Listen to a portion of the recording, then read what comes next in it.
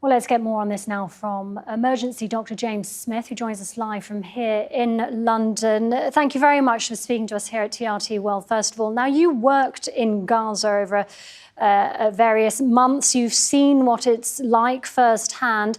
Just when we think the humanitarian situation couldn't get any worse, it's now being described as both appalling and apocalyptic. What are your thoughts?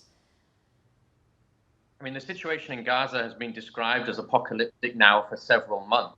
It was a catastrophe a year ago. There is no way really to describe what is an attempt to systematically exterminate the Palestinian people living in Gaza. And of course, that exterminatory politics is enacted in various different ways. I mean, of course, we have the direct violence of Israeli warplanes, Israeli warships, Israeli soldiers, Israeli tanks.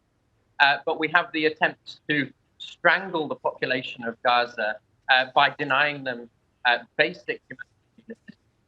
Back on the 8th of November, the Famine Review announced that within days, not weeks, the population living in the north of Gaza would be subjected to famine and famine-like conditions if there was immediate and urgent change in the humanitarian situation.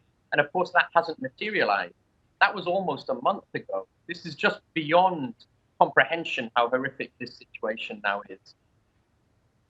And the impact of UNRWA suspending aid also made all the worse because winter's very much set in now with the cold weather, the heavy rain worsening the situation there. Will there be adequate shelter to endure the winter months? What's the worst case scenario we're looking at here now?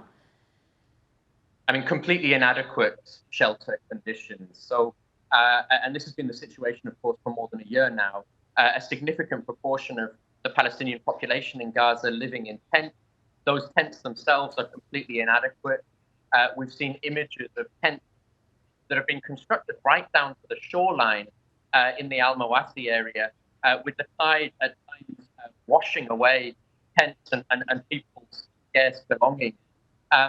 Seen images of children, families, huddled in incredibly horrific conditions, mud everywhere, sewage overflowing. And as you say, winter is approaching. The conditions are already completely intolerable throughout Gaza now. But with the cold weather coming, it will be catastrophic, beyond catastrophic.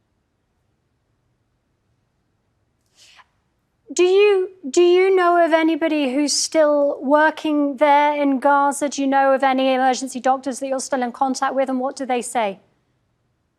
I'm in touch with my Palestinian colleagues every day, and of course, several international colleagues who are working in Gaza, several of whom have worked there on multiple different occasions. They're treating tens of trauma-wounded patients.